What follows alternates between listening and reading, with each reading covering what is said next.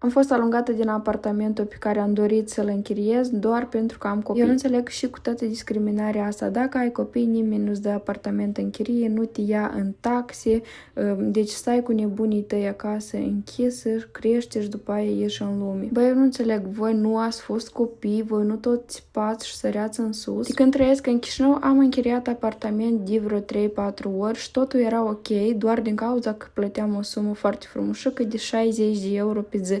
Cum am dorit să închiriez un apartament mai ieftin, nu au vrut să mi-l dea pentru că am copii. Eu, și fiind șireată, eu am indicat că nu am copii. Și când a venit doamna, au văzut că am copii și mi-a zis că tu aici cu copiii ăștia nu o să trăiești pentru că eu sunt țipi, pentru că eu să-mi pătez apartamentul, că o să-mi fac ceva și iată i-am luat și am venit în satic tăi. Copiii au nevoie de libertate, trebuie să se joace, da? Ei trebuie să crească, cum ei se dezvolte dacă tu îi spui doar să nu se miște, să nu sară în sus, să nu vorbească, să nu țipi, eu chiar nu vă înțeleg.